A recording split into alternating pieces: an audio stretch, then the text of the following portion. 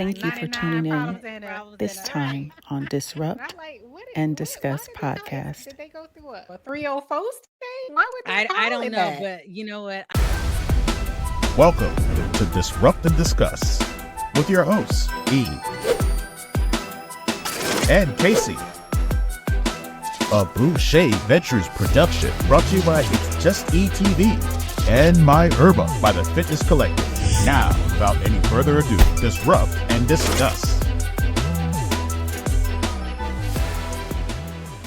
Hey, everyone. Hey, Welcome to Disrupt and Discuss. How's everybody doing? I'm great. I woke up this morning. That's what we're talking about. We woke up this morning. Yes. Well, you guys, we have another one. And hopefully it will be something that you guys enjoy. We are going to start a new series. If you already can't see, KayCee and I were doing series. And so we have another series that we're going to bring to you guys. This series, we're talking about menopause. Menopause, that M word that some folks don't like to discuss. Okay. Right? We're going to call this one The Hidden Truth About Menopause, Ancient Remedies versus Modern Medicine. What every woman needs to know about the change. And what we're going to be talking about is helping women understand menopause and feel good during this time in their lives. So hopefully you guys will like this. We're going to do a 3-parter here. We're going to have 3 different episodes. So this is the first installment. And the first installment we're talking about, part 1, is going to be what is menopause and why does it happen? So let's talk about what happens to women's bodies, understanding what menopause really is. So ladies and some gentlemen, we welcome you as well, because maybe you have a significant other, a sister, an aunt, mom. Maybe this will shed some light on some things, about what's been going on that you're like, why are they tripping the way they tripping? If you got a wife or something like that. Right. Hopefully, so I can hear ladies something. and Oh, gentlemen. shit. I don't want to watch this. Right. But it's men, this is helping you too. So just get the inside track here. You get the inside track. Just hang out with us just for a little bit. Just hang out with us. So ladies and gentlemen, we need to have a real talk today about something that happens to pretty much every woman, but nobody really explains it to us. I barely got talks, and this wasn't one of them. So you rarely get talks about when you're a little girl and you're going to get your period. They're not going to talk to you about menopause. Only thing I remember is, whoo, child, it's hot. Or they got the little book or tablet and they're waving it and everything. Right. This is what you get. You see them like this. Yeah. And I'm like, you're making me cold. It's hot. Keep living, child. Keep living. Keep living. There you go. Yep. You would get. Exactly. So menopause. Here's what's crazy. Most of us know more about our kids' homework than we know about what's going on in our bodies, right? Oh, and then you have doctors that just want to say, here, take a pill. Right? Give a pill and it'll take care of itself. Exactly. But there's so much more that we can do. It's things out there that worked thousands of years ago and new tricks that really work as well. And women who are feeling amazing during their menopausal stages. And there's not only just menopause, we're going to get into, there's perimenopause and then post, after menopause. I didn't even know that. So we're going to talk about this stuff. Oh, for sure. We're going to tell you the real deal, the stuff that nobody talks about, and probably they don't talk about because they don't know. And most importantly, what you can do about it. This is Disrupt and Discuss. I am E. And I am KayCee. We're going to start this series talking about something that's going to happen. Most women listening to the show, you're going to go through this. And most men, if you have a loved one in your life that's a female, they're going to go through this. So let's talk about it. More to it. What is menopause really? I thought menopause was just when periods stop, right? That's what everybody thought. When your cycle stopped, that meant, oh, I'm in menopause. That's what they say. But it's way more complicated than that. Right. So there's the simple truth. Before menopause, which is called perimenopause, your body starts changing. You're not quite there yet, but there's stuff going on inside. This can happen in your 30s or 40s. Your periods get weird and you might feel a little different. They become more inconsistent. Right. So that's the precursor to what's going on. So then you have menopause when you haven't had a period for a whole year. Most women around 50, 51, this is when it starts to happen. That's and then, oh, for sure. Then you start, for some, you might get the hot flashes and everything else. But then after menopause, the rest of your life. It's not the end. It's just different. In some cases, it's really just the beginning. Women can feel weird for years before their period actually stops. It's your body inside just going through an adjustment period. Pardon the pun, but it is an adjustment. Right. If you didn't hear what KayCee said, there's a perimenopause stage in your 30s and 40s. You might think your period's sporadic, your cycle's sporadic. It may cut off a little bit sooner than before. Like a lot of times women go through at least 7 days of a cycle. So you might start seeing that you're only getting 2 to 3 days, or it's spotty. Then sometimes it may be heavy. So that's if you're at that age and you're seeing that, that's what they call premenopause. Nobody tells us this though. You know what I'm saying? So women think they're going crazy, they're getting sick, but really their body is just a change that you go through. For sure. For sure. It definitely is. So, what kinds of changes that you're talking about? That's a good question. Hot flashes, that's the most common one. You see the shows where the women have on their wigs, they in church, like KayCee was saying, they sweating, sweat coming down, beating down the wig they got on their church hat, and they doing this. You see them all over the church like this. Amen. Amen.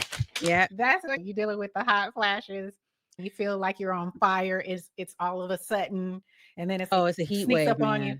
It just rolls up. And then it's the night sweats. You're night sweating and you're waking up soaking wet. Your brain is foggy. I experienced some brain fog where there's just a lot going on and you can't get things together in your mind. You're having these moments where you don't remember things. They also, you say that when you get pregnant too. I got pregnancy brains. With affiliation, I don't know, but you're hurting places you never hurt before. Then you start to cracking and creaking. Oh, that sounds terrible. It sounds terrible. But here's the thing. It doesn't have to be terrible, you guys. It really doesn't. And even if it's hard, I'm not saying it's easy. There are things that really help you. So I got curious. You know me. I get on here. I start researching things. So what did women do before there were doctors? Because doctors didn't exist all the time, right? Big Pharma wasn't here hundreds of years ago. Did they just suffer through this mess? What did they do? Our grandmothers and great grandmothers had to figure something out. I'm sure there's some remedies lurking around that we'll get into, but they had to be at their own devices to work at this. Absolutely. Let me tell you, women all over the world have had to deal with this. And so let's take a trip across the globe. Let's start in China. What did they do? They used herbs like dongquai. Hopefully I pronounced it right. They called it female ginseng. They also used tiny needles in specific spots, acupuncture on their bodies. And they had this thing where they would put hot cupping. And we're going to talk about this on another episode, but acupuncture and cupping, that's what they would use on their backs to help with pain and the hot flashes. Cups, huh? All right, hot flashes, and you're going to have hot cups on your back. It's called cupping, and they still do it today. I've gotten cupping before. Chinese women also ate lots of soy food products like tofu, dark green teas. They believed in keeping the body cool, or I forgot what they call it, but yeah, it's like your chi has to be in balance. Oh, of course. So if you're hot, then you want to keep things cool on the inside and vice versa. Right. Because they'll say you're too hot or you're too damp. Yeah. So that's the balance. I was also talking about that. I used to drink a lot of soy milk and eat tofu a lot. I believe that has helped me. Reading this, I was like, maybe that's why I don't experience some of the symptoms. Yeah. What about India? Well, let's see. They had a whole another system called Ayurveda. Yeah. And they gave women cooling foods like cucumbers, coconut water, and special spices. They did breathing exercises where you breathe in through one nostril and out through the other. And they use herbs like ashwagandha. And I'm not too familiar with this one. Is Shatavari, which literally means she who has 100 husbands, because it's supposed to keep women strong and sexy. That sounds weird, right? Very, very. When I looked that up, I was like, why would they call it that? I'm good with one. I can't imagine 99 more. Right. What's that? They got 99 problems in it. Right. And I'm like, why did they call it? Did they go through a 304 stage? Why would they call it I don't know, that? but you know what? I love that name though. I do. Right. I do. Exactly. Right. Well, what about they have a remedy in Africa as well? This one is beautiful, guys. Do you want to go or you want me to go? Go ahead. Okay. For older women, we're the village healers and wisdom keepers. They use plants like African potato for hot Right. flashes and wild yam for hormones. But here's the key. When a woman went through menopause, she became an elder with special status, unlike here in the States. They want to toss you aside. She could speak at village meetings and make important decisions. So it's almost like you've elevated. So it This made you more change powerful, happens. right? Yes, yes. So they treated her as a person who was wise, as opposed to, oh, she's getting old. Let's put her out the pasture. Right. Put her out the pasture. Put her in that hut way back behind Right. everybody else. Let's forget about Absolutely. it. So what about Native Americans? I know they've got something going on too. Absolutely. So the Native Americans, they had grandmother lodges, right, where the older women would guide the younger women.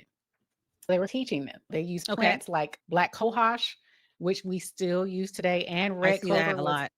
Yeah, red clover or red raspberry clover or something like that. They also had sweat lodge ceremonies. So it was okay to sweat to help with the transition. It also sounds like a sauna, right? So they would have a sauna situation. Menopausal women often became spiritual leaders, elders, and healers, community, elevating them, exactly, as opposed to throwing them out to pasture. What about Black women in America, especially during slavery times? This one was very enlightening for me because I saw the African, but I'm like, we're over here. We're a little bit different. What did they do when they were over here as Black people, as slaves? And so during slavery time, which was between the 1600s and 1865, a lot of the women would deal with the enslaved women brought knowledge from Africa and learned from Native Americans, or some of them were native to this land. They use plants like wild yam. Yeah, already here. They use plants like wild yam, black cohosh, and sassafras root. Okay. They had community care and couldn't just go to the doctors because the older women would care for the younger women. The Native Americans, they passed down remedies in secret. Many had to keep working in the fields during their menopause stages. No rest, no special treatment. They just had to push through it while doing backbreaking work. This is what was really incredible about them. They created their own healing traditions because there was no hospital, there were no doctors for them to be had. That kept the women functioning under those impossible conditions. They created their own ecosystem for healing and passing down these healing traditions. Wow. So what about during like post-slavery? You still couldn't go to the doctor. Right. That Jim Crow era. Oh, absolutely. For those of you who didn't know, it's like from 1865 to the 1960s. So you have your midwife traditions, Black midwives or granny women became healthcare providers. They knew which herbs helped with the change of life. So again, that was something that was prominent back then. You had also your church community, where a gathering point, fellowship for most of us. Churches became places where older women shared their wisdom. They'd quietly tell younger women what to expect. And again, bringing across that tradition, you had home remedies. They used things like molasses for iron, herbs grown in their gardens, and tonics made from roots they could find or grow. Yeah. I like what you just said with regards to the church community and the home remedies. And I think that's what is missing for us, like modern times, with regards to us as women not really talking to the young ladies about these changes that are going to happen in your bodies. And it's left a lot of, just like me, I didn't have that. So I had to learn on the fly. But before all of this, before we were so modern and we knew everything, these remedies as well as this knowledge was passed down from the older folks to the younger folks. I feel that's what we miss now, unfortunately. Oh, yeah. People don't even know what goes on with their own bodies. You can see how they treat their bodies, the food they put in their bodies.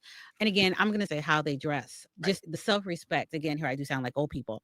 The self-respect. Some of the stuff people I see with the stuff they have on, I'm like, did you not look in the mirror before you walked out? Right. I agree with you. We don't talk to our young people as much as we should. There's a lack of communication, unfortunately. I think we've all, and I will throw myself in here sometimes too, there's a point where I felt I was just doing too much, being too busy, working and coming home and not really sharing things that I needed to share with the people that I'm responsible for, my kids. And I feel that it's needed a lot. It's really needed because just like these women, they were passing this information down. They basically became their own medical system. They really poured into the youth.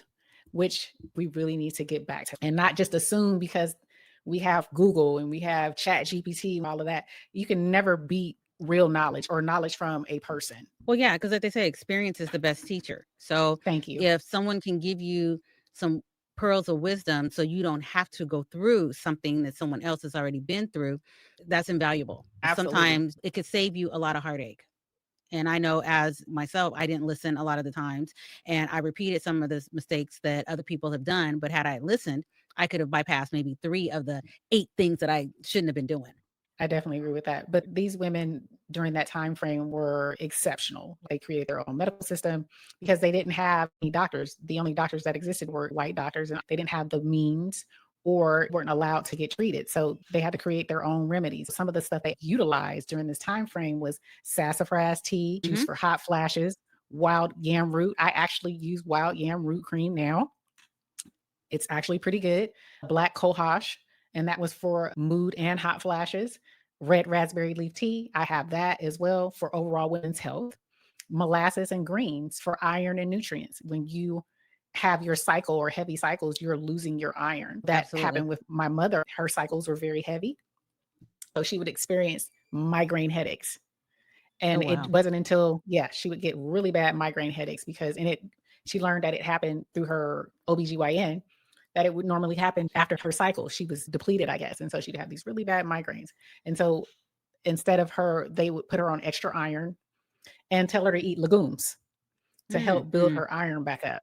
And that slowly helped her with her migraines to where she didn't have to always get a shot or deal with the pain of a migraine. So those molasses and greens provide that iron. And then they had community support, older women mentoring the younger women. That makes it a lot easier. What's crazy, a lot of what our great grandmothers used, science is now proving actually worked. Yes. They did know something, but for generations, their knowledge was dismissed as folk medicine. Yep. It was dismissed. They turned it into something that it wasn't. There's a lot of things that Big Pharma did to turn people away from things that actually helped them and made them want to take pills instead. So that's a sad thing. They were doing evidence-based medicine before there was evidence. And that's what we call modern day. They were the modern day biohackers. They were utilizing things from the earth, testing it out on themselves, and providing that evidence. That's biohacking 101. These women were the modern day biohackers. When did we start thinking menopause was a bad thing? That's a great question. It started when doctors decided that women's natural body changes were a sickness and that it needed to be fixed. Got to be a man, right? Got to be a man. Well, you're right. When did menopause become this scary medical thing? Let me tell you the story. Long before the 1800s, for about 1,000 years, when a woman stopped having periods, people were like, okay, now she's wise. Now she can be a healer, a leader, a teacher. In many cultures, this was when women got real power, so to speak. So it's like a promotion. Exactly. You graduated from baby maker to wisdom keeper. So I like that. Okay. From baby maker to wisdom keeper. Exactly. Then the hysteria years. Then came along male doctors who decided women's bodies were basically broken. They called menopause hysteria, which literally comes from the word for uterus. We were prepping for the show. I did my research and came across this particular doctor, and Dr. Robert Wilson, gynecologist / author. And the book he had was Feminine Forever. And it was backward thinking. His thought was menopause was a disease. It was not a natural stage of life, rather a deficiency disease due to lack of estrogen. He connected menopause to loss of femininity, aging, and decline in sexual desire. Does that sound familiar? So in doing that, it was aggressive promotion for HRT. There's hormone replacement therapy. Wilson was a strong advocate for the long-term routine use of estrogen therapy for all menopausal women, presenting it as a solution for everything from hot flashes to aging skin. Come on now. Even as a preventative measure for heart disease and osteoporosis. His promotion was so successful that by the 1990s, estrogen-based treatments became one of the most widely prescribed drugs in the U.S. But then there was a conflict of interest because it was later revealed that Wilson received significant funding from the pharmaceutical company, the leading estrogen-based drug at the time. Kickbacks. So he was pushing this big time. Mm-hmm. Everybody is thinking something's wrong with them, but he's getting kickbacks to keep it going. So Big Pharma can push their drugs. This financial relationship cast a shadow on his scientific claims and suggested that his advocacy was driven, at least in part, by a commercial interest. Right. Wilson's views on his book's massive popularity led to widespread speculation at this point of menopause, turning a natural life transition into a condition that needed to be treated and cured. While HRT has since been shown to have benefits for some menopausal symptoms, Wilson's approach was based on a flawed, patriarchal, and commercially driven view that contributed to negative culture perceptions of aging women. Yeah, because he basically said, oh, you're getting sick, you're losing your femininity, your beauty, everything. You're crazy. That's pretty horrific. In a nutshell, he was saying we were crazy, we were dangerous, all these different things. I can't stand stuff like this, but it happened. What can you do? I'm just glad that there's other means out there that women can utilize. I know you were saying this happened in the 1990s, right? Where they finally kind of put a cap on it, if that's what you were saying, if that was correct. It was at the 1990s? Yes. Well, yeah, they basically had started to question it. Then when they found out that he was getting financial kickbacks, changed the scope of everything. It made people look deeper into what was really true and what really wasn't. Right. So it was like a marketing machine. There was something that happened in 2002 that had played a part in it too. There was this big scare. And they said in 2002, it's a huge study called the Women's Health Initiative came out and basically said that these hormone pills might give women cancer, heart attacks, and strokes. These pills that they were giving. So they scared women into taking hormones, then scared them out of taking hormones. Exactly. But here's the crazy part. The study looked at older women taking synthetic horse hormones. Now, I didn't know about this. I didn't know that either. This research made me go down a rabbit hole. So they were taking synthetic horse hormones, right? Didn't look at younger women or natural hormones, but the media just said all hormones were bad and women panicked. So there were some good and there were some bad. That was the aftermath. Millions of women stopped their hormones overnight. Wow. Doctors got scared to prescribe anything, probably because they were scared they was going to get sued. And women were left to suffer with no help because everyone was terrified of this. So women got caught in the middle of this medical fear mongering. Exactly. Wow. And here's what they messed up. During all the hormone drama, nobody was talking about the natural ways women had been handling menopause for centuries. Today, finally, some doctors are starting to say, wait, maybe you should look at the whole woman and just give her pills. Some are learning about bioidentical hormones that match what your body makes naturally. Most doctors still only get about 4 hours of menopause training in medical schools. 4 hours for something that affects half the population for decades of their lives. That's insane. Right? The most important things, nutrition and women's health, they don't even get a day's worth of education. They just talk about pushing pills and cutting on you. Meanwhile, functioning medicine doctors and naturopaths are going back to studying what worked. I'm looking for a functional doctor as we speak. They're going back to what worked for the ancestors, herbs, lifestyle changes, and whole body approaches, which I'm all for. For thousands of years, women handled menopause naturally. Then for about 150 years, medicine turned it into a disease and tried to fix it with drugs. Now we're finally starting to combine the best of both worlds. So we went backwards before we could go forward. Is that what I'm hearing? That's exactly what you're hearing. Okay. That's exactly what you're hearing. All right. And it does sound crazy. Big Pharma made billions of dollars convincing women their natural process was broken. Meanwhile, the solution that actually helped, like eating better, moving your body, taking natural supplements, and having community support, those don't make anybody rich, but nobody promoted them. Let's be real about where we are in all of this, because I think we should share some of our own experiences. I didn't get any information, to be quite honest. You could get up here and there. I had the hot flashes, the inconsistency, menstrual cycles and everything. Once you start talking to other women, when the conversation comes up, you're like, oh, okay, this is what this is. That's what that is. That makes sense. So then you're like, okay, I'm not crazy. For myself, the only thing I can remember is the only thing for menopause for me, people would say, oh, it's when you get older and you stop having a period. Right. That was it. What did that mean when you're 80? I don't know. So then when you're in your 20s and 30s, you're thinking, even to my 50s, that's still a long time. But the best thing, no more periods. Woohoo! Let me tell you. So I could deal with the hot flashes when you go to sleep and you got one leg out of the covers, one leg in the covers. So when you get hot, I got the window open, all that fresh got air the fan coming across. on. My husband's like, okay, you're gonna have to close the window or turn off the fan. I can't breathe. Something's not right here. That's really things I've had to deal with for the most part. I used to be able to do remedies to drop weight quicker. Now I don't drop it as quickly. I rely more on weight training more than anything to help build muscle, to help burn the fat. So I got a different route to do that. I had nothing else to add. I love that because you touched on some things. For me, I haven't done the sweating or the hot flashes, but I'm the brain fog girl. I have difficulty concentrating and staying focused. And nobody told me that could be a symptom. That's a common thing that happens with women, the brain fog. That's me. Sometimes I forget things. I can walk into a room. I'm out here. I'm like, oh, I got to go in here and get my brush. By the time I get to the room, why am I in here? Oh, that's what that is? Oh, shit. Yes. That happens. Oh, yes. The forgetfulness. That's a sign of it.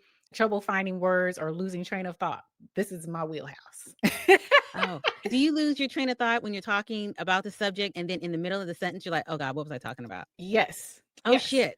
I'm thinking, okay, there's a problem. It's a change in my biology. Or I'm going cuckoo or something major is wrong, but it's not that. It's a thing that we will go through. So that's what I suffer from. I don't get the hot flashes, but I definitely am the brain fog chick right here. Oh God. You need a picture for it? Here you go.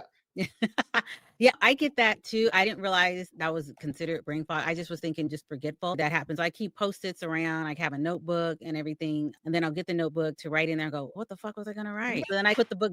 Yes. I go, I did my was, if it wasn't that important, then so be it. Yep. So if you guys have experienced that, that's what brain fog is. The forgetfulness, that is a part of it. So don't spaz out. It's a part of the menopause stages. Oh, wow. And can we also talk about how nobody prepared us? We learned about getting our periods, and then we learned about getting pregnant or the lack thereof. My parents, once I got my period, they're like, don't have sex. Okay. But that's the best part of menopause, don't you think? No babies. Man. No babies. If my kids were right here, they would have probably just thrown up right in the bed and been like, oh. As far as my kids were concerned, their parents only had sex twice. That made them. They don't ever want to talk about that. They don't want to ever picture. I mean, I can't even picture my parents. Exactly. I don't want to picture my parents. That never goes away. I don't even know. My mom used to try to like have those conversations with your daddy. I'm like, we gonna stop right here. Nope. We're not going to talk about this. No, never came up in our household. Never. And I don't ever want it to. My dad is deceased. My mom is up in her 80s. And as far as I'm concerned, she had 2 children. They had sex twice. I don't want to talk about it. That's the story, and I'm keeping to it. You sticking to that one? Yes, exactly. I totally agree. It's like there's this big secret because of our culture. We don't like to talk about it as women as we get older. It is what it is. That's what we go through. Yes. You guys let us know in the comments. Do you like it when your parents talk about sex? Can you deal with it? Y'all let us know in the comments, or is it just us? Do you get all creeped out if they even try to say anything with regards to how you made it on this earth? I creep out, and I don't want to hear. And my kids, like I said, they'll slit their own wrists if we start talking about it. And you know what else? It gets under their skin, and it's adjacent to this topic. Now, I remember taking my daughter to college, and she went to college in Chicago. So money was tight. So we drove and took her, which actually was a really good situation because we all were in the car. We had all of our CDs. The main CD that me and my husband played going from California, at least to Nebraska, was Too Short. We're singing it verbatim. To this day, my daughters are in their 30s. They don't ever want to hear another Too Short song because it grosses them out because their parents were singing it. What? They were like, oh my God, it grossed them out. They didn't want to hear the Not if we weren't doing all the mainstream shit that they were playing on the radio. We were doing all that other rock stuff. All that. Make me rich. Yep. And they're like, turn it off. Turn it off. Going to Nebraska, Utah, they're just like, to this day, they don't even want to hear another Too Short song. It grosses them out. I know. That's funny when your kids are like, Mom, it's a thing on TikTok where parents are playing the hip hop they used to listen to their kids. And the kids are like, one of the women was playing Trina. He's talking about Trina from Luke and all of them down in Florida. And they talked. I forgot what song they were playing. Yes. And the girl, when she was playing, this is what I used to listen to. And the daughter was like, she was talking about taking it and put it in the book. Right. And she was like, Mom.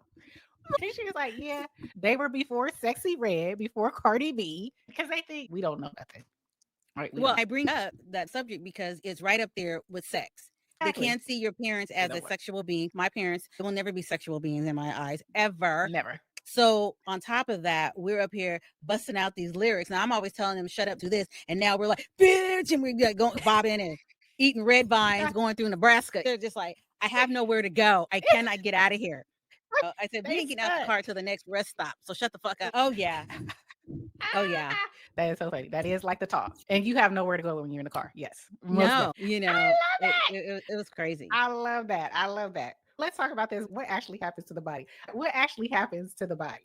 So let's talk about that. What women actually feel during menopause, because I think a lot of women out here don't really realize all these weird things that are happening and they're not connecting the dots. And we can talk about how this is like going through puberty again, but as an adult with adult responsibilities. So yeah, your back might hurt, but you got to clock in. You got to go to work. So you better get sick on your break because you got to work. Exactly. We can talk about how this is like a second puberty. Your hormones are all over the place. Your body is changing. Your emotions are crazy. But this time you're trying to manage a career, maybe even kids and aging parents. So hot flashes. Yeah. Hot flashes. Suddenly feeling like you're burning up. Happens. From 8 out of 10 women. So 8 out of 10 women go through the hot flashes. It's like someone lit a fire inside you. Like I said, I haven't experienced it, but they say it just happens. It's almost like you could feel it and you're like, oh shit. I could be in the car and I'm like, oh God, Aaron, roll down the window. Turn on the air. He can't move fast enough for me. It happens just that quick. You can almost feel it, and then it's like rolling how it happens. So it just rolls up. It's like a bubbling. Yeah, there have been times if I would be places and I would be like, if I could rip my fucking shirt open and just dive on an ice cube, I'd be a ice cube, not the ice cube. Look, I couldn't get back up. Trust me. Seriously, it's no joke. It happens in the most inopportune times too. Then there's night sweat. I don't deal with the night sweats. I just stick the leg out, and if I get hot, that'll cool it off. I do that too. I thought I was the only person that would stick one leg out. For some reason, that one leg or that foot, it works. It works. It works. It works. I'm not hot flashing or anything like that. I just get hot. You are. You just the cover. No, I haven't. It's not like I'm not sweating or anything. It's just it's not a rolling hot flash, but your body needs to cool off. So instinctively, I just stick my leg out there. Hey. Night sweats or the 1 foot. I do the 1 foot for sure. Oh, what about sleep problems? Can't fall asleep, stay asleep, and it's not just because of the night sweats. Now I can sleep. I got no problem sleeping. I told you I have really weird sleep patterns. I get my 5 hours. I can sleep good for about 5 hours. So depending on when I fall asleep, I'm gonna wake up and then I'll be awake for maybe a couple more hours and I might go back to sleep. If I'm waking up at 3 a.m., I might watch my tablet for a few hours and then I go back to sleep and I'm good. But I rarely sleep straight through for 8 hours. I'm surprised if I do. That usually means I had maybe a couple of glasses of wine more than I should have. But for the most part, I don't sleep straight. 5 hours is about my. Okay. Yeah, I don't have sleep problems, but I did experience this where your menstrual got weird. So it comes early, came late, super heavy, super light. Or you might just skip a month. So I was going through that. This was in my 30s, 40s. So then you would have been perimenopausal then. Yeah. Right. So I would go to the gyno, but he never talked about peri. He just said, you can take a birth control pill and kind of regulate it. And I was like, no, I did birth control pills when I was in my early 20s, maybe 22, 23. I did it for like a year. And then I never took birth control pills again. I just wasn't into it at all. I didn't do birth control pills. And then I found out that it messed up women's cycles. It messed up women's, I forgot what it was later on in life, but I was happy that I didn't stay on them. And I didn't stay on it because for me, they would cause me to gain weight. And they said, oh, some women said you could have changed the type of pill that you got. I didn't want to deal with it. I didn't want to use it for period regulation, and I didn't want to gain weight, and I didn't want to keep switching from pill to pill. So I was like, I'm just not going to do it. Well, I see back then I was on the pill and even in college and everything. And for me, I don't think I did use them correctly. If that's even correct. I didn't want to deal with a period. At the end of the row of the pills, you have like bright green ones, like a placebo when you're on your period. Well, I just went into the new pack. So I had all these packs. Agreed. So I did for about, I'll even be honest, for about maybe a year, I did that. KayCee was her own biohacker back in the day. Man, I didn't want a period. I was going out, traveling. I was in my 20s, doing what most 20-year-olds do, minus social media. By the time I got married, I did everything I wanted to do. I'm not sitting back, dang, I wish I had it. No, I did it all. It's like, we just didn't have Thank God. Thank God we didn't have social media. Jeez. But there you have it. Yeah. There you have it. Ladies, I know they had the UDIs or IUDs or something like that. That's what was causing problems for women. It was the IUDs. Then they had something that they would put in their arm for birth control. I just couldn't get into any of that stuff. I was like, I ain't doing it. I didn't do any of that. I mean, the one that went in your arm, that became experimental towards my mid-20s at that point. So I didn't use that, didn't want, because it was easy to put in, but how are you going to get it out? What if it travels? Right. That was my thing. IUD, I just didn't want anything up in there. I didn't want that. I had heard too many horror stories. It was sterilizing women getting pregnant with that in there, them not knowing. And I was like, okay, maybe not that either. So that's why they were getting pregnant with it. There was a few cases. And that was one of the reasons why my concern and my fear was getting pregnant and then having to deal with this at the same time. Gotcha. So that just was no go for me. I wasn't going to do that. I stuck with the pills. And again, it could have been fear mongering. I didn't do any research. I was in my 20s. I was going to live forever. As I always say, your small waist, perky tits. I'm in my 20s. I'm in school in college in San Francisco. So you couldn't tell me anything. I was living in North Oakland, basically living on my own, did what I wanted to do. And then hearing those kind of stories, I was like, no. So that was why I stuck with the pills. That's interesting because I heard the exact opposite. I heard it was, especially with women who were getting these IUDs in their teens, 16, 18, and having them up until their late 20s, almost early 30s. And then they decide they want to have children. Some of them were sterile. They had to get help. Pills. I was hearing that it was sterilizing women. So it made it harder for them to have children when they were ready. Oh, that's unfortunate. No, I didn't do that at all. I was biohacking. Yeah, you were biohacking. She's like, I don't want a period. And then they'll say, then you go to your OBGYN and when was your last period? Then you have to make up a date because you don't want to look stupid. Last year? What? They're like, not in the last year. You mean correction? No, last year. Right. KayCee was the biohacker extraordinaire for this. But once I found out, somebody had told me, did I do research? No. But once somebody had told me, girl, you don't want that period right now. You're going to such and such, you want to this party. Yeah, I don't want that. Just skip to the next row. Man, they shouldn't have told me that. That was it. I didn't even know that.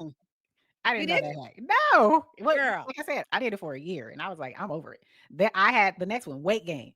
It caused me to gain weight. Did not like that. So, especially I felt bigger. And during my 20s, my teens, I was never a fat kid. I didn't go through my fat stage until after I had my son. And that's when I got obese.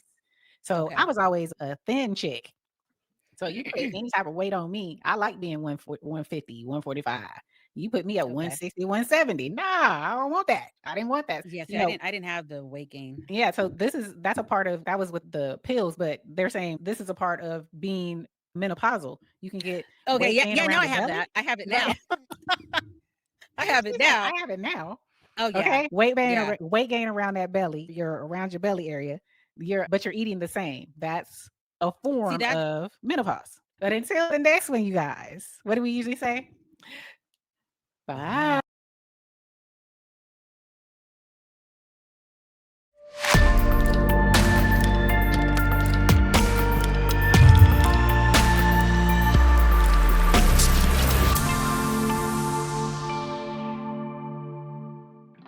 Tiki Barber here. I remember those grueling practices, pushing through fatigue and striving for greatness. Well, that's the same dedication My Herba puts into their supplements. They understand the body's needs. My Herba takes a holistic approach to wellness. Whether it's their sea moss, immune defense, or even sleepy time, they have an option for you. Let My Herba make the best you with code BARBER10 for 10% off at thefitnesscollectif.com.